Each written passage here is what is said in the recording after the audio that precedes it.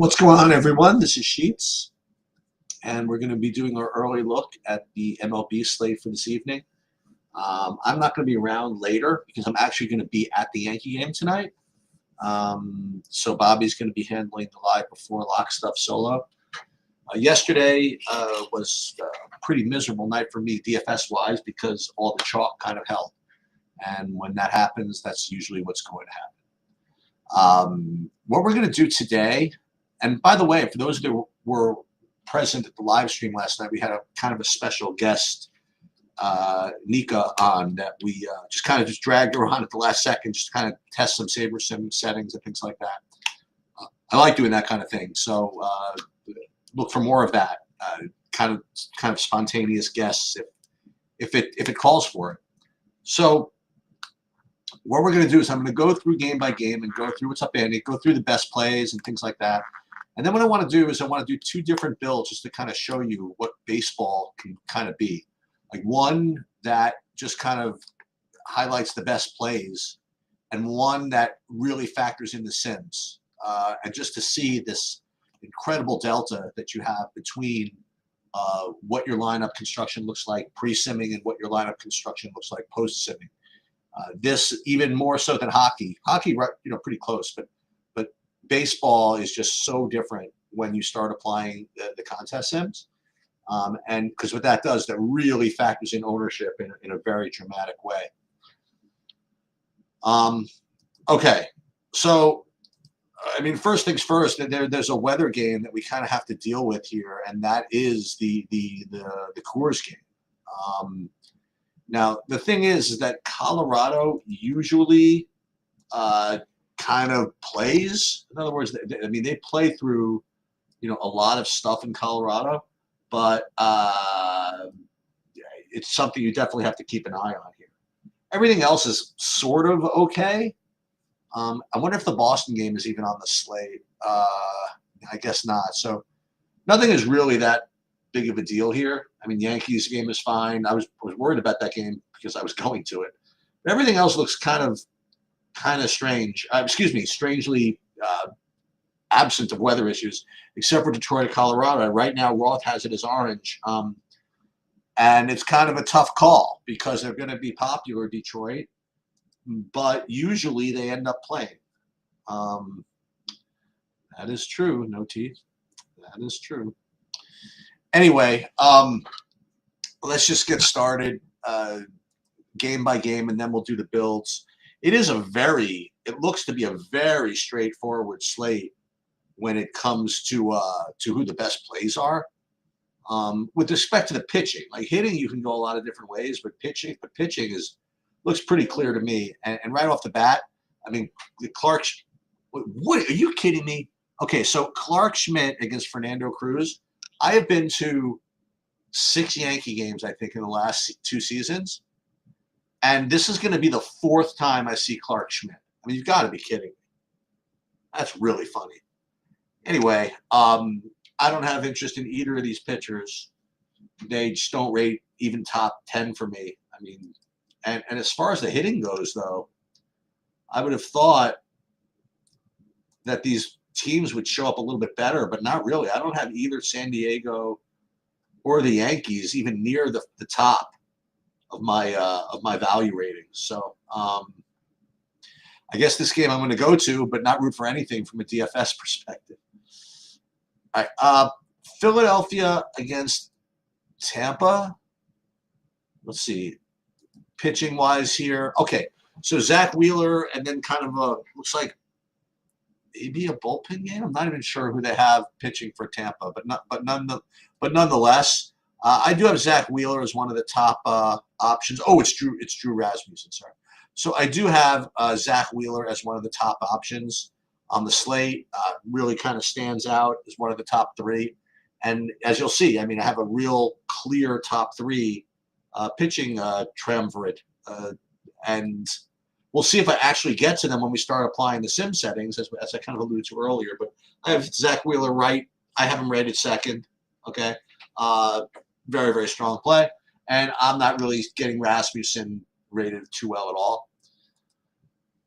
With respect to the hitting, Let me pull it up here.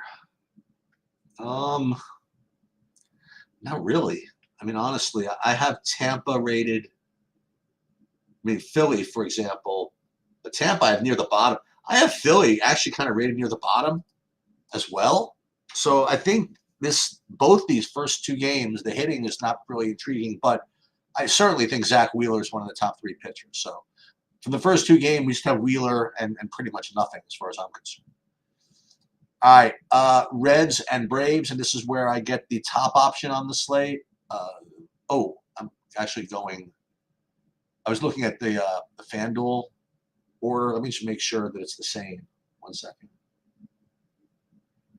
Yeah, it is the same. So this one I do have. What's his name? And by the way, so Wheeler, to get the correct salary. I mean, he was not 11,000. He's 9,700 on DraftKings. So in the Reds-Braves game, I do have Chris Sale as the top option on the slate. 8,800 is just a little bit too cheap. So I do have him rated number 1. On the other side of this, who is that? Andrew Abbott. Is that the story over here? I'm not getting really to any of him. So in addition to Sale, what else do I have here? Now again, I'm just rating it based on projections and stuff, and a little bit of ownership adjustment, but nothing quite like using the Sims here, which we're going to get to. I do have Atlanta rated 4th, and it is kind of close. So what it is, I do have 3 teams like ahead of everybody else, and then I have like a bunch underneath, and Atlanta is one of the ones that I have underneath. So I do like Atlanta, definitely in play, and I do like Sale. And I am not getting to the Reds. All right. San Francisco against Chicago. What do we have? Colin Ray, maybe? Against maybe a bullpen game. I don't even know who's pitching for San Francisco. But nonetheless, this game is kind of a no-pronger for me. I mean, I'm not getting either of the pitchers, my top 3. And I'm not getting to either of the stacks in my top 5 or 10. Let me see if I can dream up something else. I mean, not even second tier. I have Colin Ray rated like 8th as far as pitching goes. So, listen, I guess if you want to get below the top 3, we already talked about Sale and Wheeler. We're going to get to another one later. Then I guess Colin Ray is considered playable as kind of a SP2 pivot, I suppose, like if you want to pay down a little bit. So I guess it's not terrible, but aside from that, no big deal. As far as the hitting goes, let me see what I have here. As I said, I mean, pretty much nothing. I don't really know what the weather is. That would probably be factored into the projections here. But no, neither the Cubs nor San Francisco. All right, so we got through the first day of Survivor. Somehow Cole Reagan was able to hold off the White Sox. Anyway, here we have Seth Lugo and Josh. No, I don't even know who's pitching for the White Sox. Nonetheless, I don't have him rated. So Seth Lugo I have is one of the other SP2s that are not in the top 3. Again, we'll get to the other one in a minute. But so I do think that Seth Lugo is playable. And he certainly is playable, to try to get a little bit different, I suppose. So I guess that makes some sense. I'm just presuming that Kansas City is going to look good again. But, yeah, so Kansas City is a stack. I have them rated one of the top 3. Again, the White Sox, listen, that guy was actually pretty good yesterday. But Kansas City just has too many horses. Bobby Witt gets on base, and he gets to third base, and then it's a run, and the White Sox can't score. And it's just kind of, it's going to be tough for the White Sox to win this game. I'll say that, but forget that. I do think Kansas City rates pretty well. I have them rated again like second. I do have them being the highest owned of the top 3. Again, I mentioned I did have 3 top stacks. So I do have them as the highest owned, so maybe we could fade them in the chalkier pitching builds. Like if you play Sale and Wheeler, for example, or with one of the other guys, with the third guy we'll get to, I think you could do that. Okay, moving on. We have Houston against Milwaukee. Let's see, who are the pitchers here? So Chad Patrick against Hayden Wisniewski. I mean, believe it or not, I rate Wisniewski just alongside of these other kind of like SP2 pivots. You know, if you don't want to play Sale, Wheeler, or the third guy, then Wisniewski is a $7,200 option that can, you know, get you to some of the bigger bats here. So I actually don't mind this. And I do have him slated for about 8% ownership right now, so that even makes it more appealing. Hitting-wise, nothing really. I'm really getting to either of these guys. Okay, moving on. Baltimore against Minnesota. You have Pablo Lopez against somebody. Who's going to be the pitcher for Cade Povich? So Pablo Lopez, again, he's another one of these kind of SP2 pivots. You should kind of keep track of these guys. So Pablo Lopez, Lugo, Wisniewski, Colin Ray. We'll get to another one. Definitely in play, especially in in the bigger GPPs. Definitely not bad. And then for some reason, whatever, I have the Twins right now as, is it the top stack? No, I have them third, but very, very close for third. I have three teams kind of tied for 1, 2, 3, and Kansas City was one of them, and Minnesota is another one. So yeah, absolutely no problem with them. They're probably going to be cheap enough where you could play kind of the better pitchers, which is probably why they're probably going to get some ownership here. But I have them rated. I have them less owned than Atlanta. I have them less owned than Kansas City. So maybe you can play Minnesota here. I think that's actually a pretty good idea. Okay, Pittsburgh against St. Louis. We have Skeens going for Pittsburgh and Liberatore for St. Louis. And Skeens is the third guy. Okay, so you have three kind of studdish pitchers in Wheeler, Sale, and Skeens. They all have leashes. They all have talent. They all have strikeouts. And I find it hard to believe that you're not going to play one of these guys in most all of your lineups. As far as which is preferred between Skeens, Wheeler, and Sale, listen, I have Sale rated the best, probably just because of his price. I mean, because they're all going to project around 20 fantasy points, and Sale is just cheaper, you know. But who's got the better ceiling? I actually don't know that either. I think they all have very good ceilings here. So I guess pick your favorite, but you certainly have to play one of them. Maybe, you know, again, if you play Minnesota or some of the cheaper options, then you could play two, and that would be obviously ideal. As far as the hitting goes, am I getting to either of these guys? Let me see. No, not really. Not really getting to Pittsburgh or St. Louis as even my top 10. Again, there was just to keep track of this. It was Kansas City, Minnesota. We'll get to one more. Talked about Atlanta. White Sox actually weren't too bad as like a unowned stack. And then we'll get to a couple others in a second. All right, so Detroit against Colorado. I mean, I'll make life kind of easy for you. I'm going to X out Detroit for these reasons. Number one, I actually don't even have them rated that high anyway. I mean, I have them rated like 8th or something like that, 7th, which is kind of odd considering, you know, it's a core slate, but I just don't have them projected all that well. And I presume they're going to get owned to some degree because it's in Colorado. I mean, and that plus the weather risk is just going to get me off of this team, I think. So I'm probably going to end up Xing out Detroit, and that's where I'm at. Colorado, I'll take a quick look.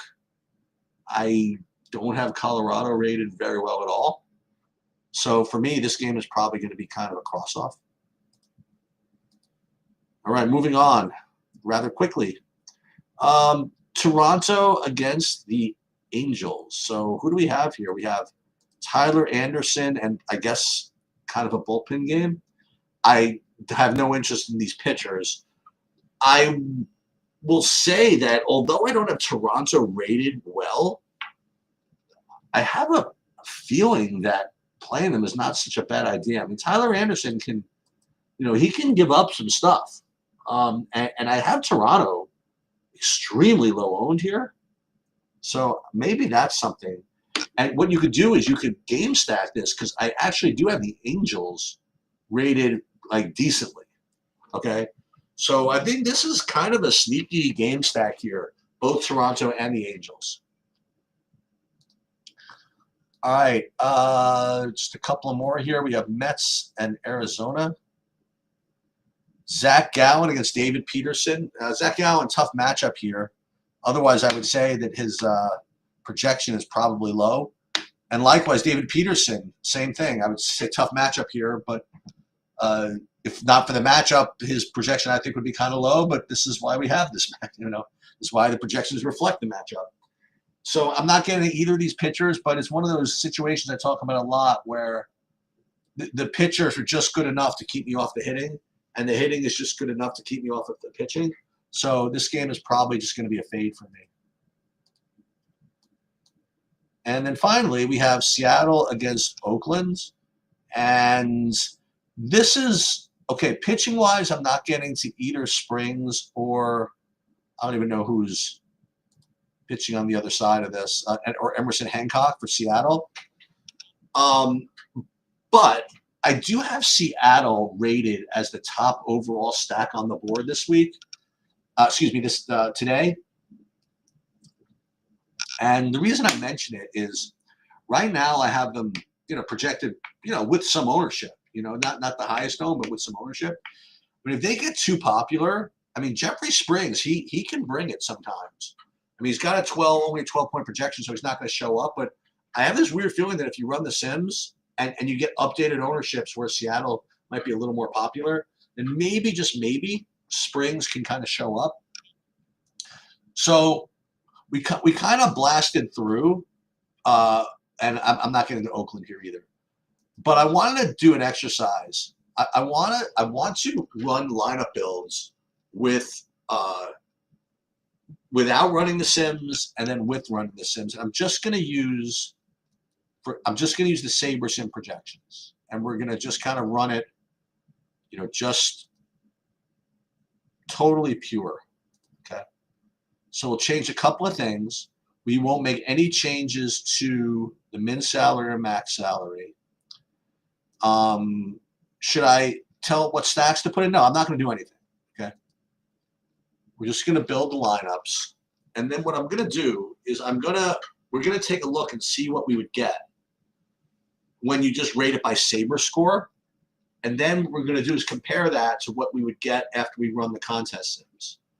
And I haven't done it yet with Saber Sim, but I always think this is a good exercise just to remind you of how, I guess it reminds you how variant baseball is. Because if you get some ownership on a stack and you fade it with another stack, I mean, again, it only takes a little bit, a few points to make a different stack work for you. And if you get a big, ownership discount on it, it's probably going to be worth it in baseball. Basketball, it's a little harder. It's just a little harder to get different in basketball and not give up, projection equity and chances to win just because of the way results distribute in basketball. They get their minutes, they get their points. So here we go. I didn't want to do this, but let's do it anyway. So you see, by the way, like what we're looking at here, it's running the Sims. Before it runs the Sims, look what we're getting. 50% Seattle, then 20% Detroit, 20% Toronto. These are all the teams we talked about.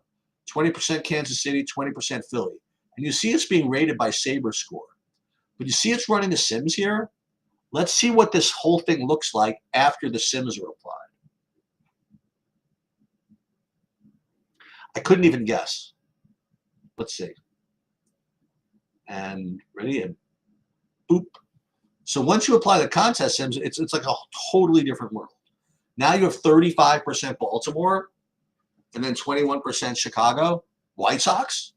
Now the only ones that kind of show up in both. I mean, Toronto shows up in both when you run the Sims and then you have Saber score. So if your brain worked this way, you can say, oh, Toronto's probably a good play because it fits both sets of builds. It's not that easy, but certainly one way to look at it. I do kind of like this Baltimore idea, though, because, I mean, what I found is that if you get to the stacks from the Sims, there's three kind of stacks that you can get. Okay, one are just the same types of stacks you would get if you ran Saber Score, and it doesn't happen too often, but when it does, you could just be kind of sure that they're good plays. The other type you get, there are three. The other type are when Saber Sim just completely goes contrarian against the top-rated pitchers. So, for example, sometimes you would get who's Philly playing, or who's Atlanta playing. Atlanta's playing Cincinnati. Philadelphia's playing Tampa, right? So you have Sale, Wheeler, and Skeens. So sometimes what Saber Sim will do is jam like Tampa, Reds, and Pittsburgh and St. Louis, for example. But it's not doing that in this particular slate. But the kind I like are the Type 3 Sim stacks where they just go completely different. In other words, they're not taking the chalk stack. We're not putting in, just complete direct leverage against the top-rated pitcher, but you're getting kind of this other thing. You know what I mean? And I think this Baltimore idea makes a lot of sense. I just think that getting to Baltimore in the Sims is something that would make you be pretty comfortable. Okay. And then you would just pile your lineups in as needed. Just for fun, let's do the same thing with FanDuel.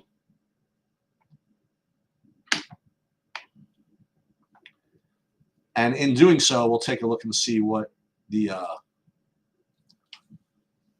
be getting in FanDuel.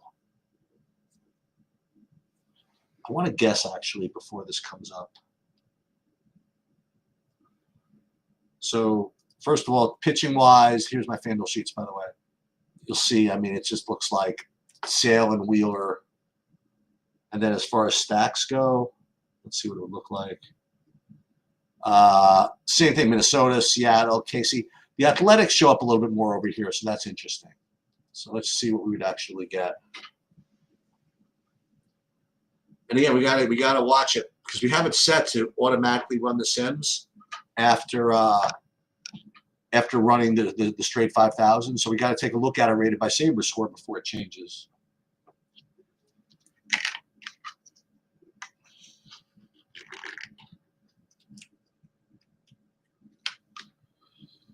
Okay, so before we run the Sims here, we would be getting, as I said, 55% Seattle, 24% Atlanta. So let's see after these Sims are run what that changes to. I don't know what it's going to be, but I doubt it's going to be this. Let's see. And boom. Interesting. So you're still getting Seattle and Houston, but just not the same amount of them. So that's sort of interesting. So let's let's save these in contest just for fun. And I always like to keep saving my builds as I make them, even though I know I'm going to change them. I mean, well, it's the same bullshit tonight with Darius Garland, right? Is that the story? And it's going to make us wait right to the end. Just so stupid. And I disagree with Bobby. I think they know perfectly well whether he's playing or not. He was gaming the other teams to make them prepare for him. I don't know. So I guess that's pretty much all I have at this 12 o'clock hour. Is Merrill IL? Is he on the IL? Oh, no, he's on the IL. He's off the IL and in the game. Okay. So this is pretty much all I have to share with you at 12 o'clock. And hopefully that observation about, the delta between Sims or whatever might help you. And again, I like watching for those kind of non-direct leverage stacks, but also the ones that don't follow along with the Saber Score. So I do think that Baltimore, given the way it looks right now, would actually be a neat little stack to get overweight on. I guess that's all I have for now. Good luck, everybody.